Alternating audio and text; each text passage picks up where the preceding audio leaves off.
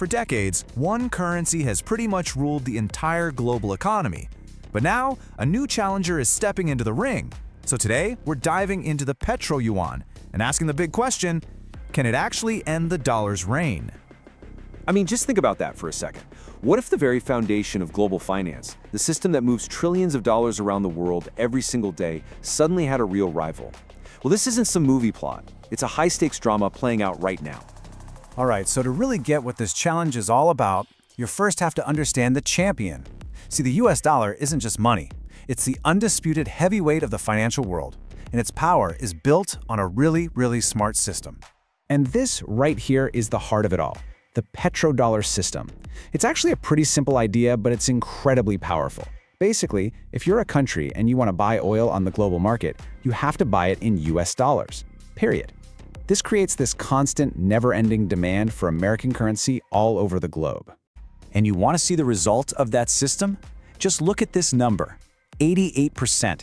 That is a massive chunk of all global trade being done in US dollars. We're not just talking about oil anymore. We're talking about, well, pretty much everything. The dollar is basically the default language of money. And holding that top spot comes with some serious perks. You could honestly call them superpowers. It gives the US massive influence over the global financial system. It gives them the ability to use powerful economic sanctions. It means lower borrowing costs for the US government, and it makes the dollar a safe haven that investors all around the world run to when things get shaky. But you know how it goes. Every champion eventually meets their match. And from the East, a new contender has shown up. And it's aiming right at the source of the dollar's power, oil. So meet the Petroyuan. This is China's big play.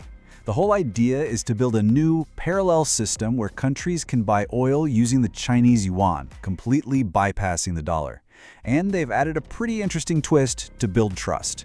You can often convert that yuan into gold. So, how are they pulling this off? Well, it's not just talk. There's a real strategy here. First, they launched their own oil exchange in Shanghai. Second, they're busy making deals with major oil producers like Russia and Saudi Arabia. And third, they're weaving the yuan into their massive global infrastructure projects. It's a full-court press. And all of this, well, it sets the stage for a massive financial showdown. You've got the established king on one side and the ambitious challenger on the other. So let's break it down and see how they really stack up. This tale of the tape really tells the story right now. When you put them head-to-head on the stuff that matters, the gap is pretty clear. Let's start with global trust. The dollar's got decades of it. The yuan is still the new kid on the block. Then there's liquidity. That's just how easily you can trade it. The dollar's liquidity is unmatched, while the yuan's is still limited. And finally, convertibility. The dollar is freely traded everywhere. The yuan is still very tightly controlled by Beijing. So yeah, the road ahead for the yuan is steep. It's got some major hurdles to clear. It has to overcome the world's deep-rooted habit of just using the dollar. China's own strict rules on moving money in and out of the country are a big problem. It just doesn't have those deep financial markets yet.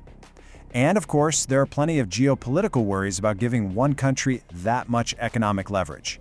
And if you need a visual for just how big that challenge is, this chart says it all.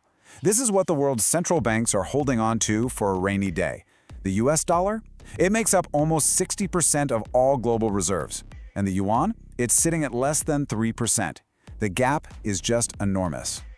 Okay, so we've looked at the champ, we've looked at the challenger. What's the final call? Where is the future of money really heading? Let's get right back to the question that started this whole thing.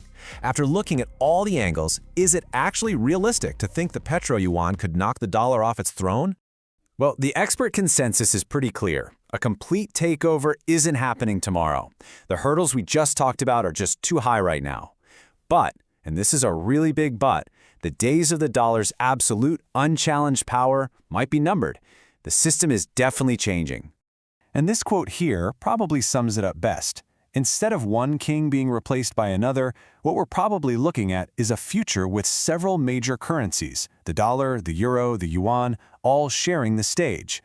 It's going to be a more complicated and maybe even a more unpredictable financial world. And that kind of leaves us with one final thought. You know, this isn't just some abstract fight between governments. These big shifts in global finance eventually trickle down and affect all of us. Our investments, our savings, everything. So the real question is, as the world of money gets rewritten, how ready are you for whatever comes next?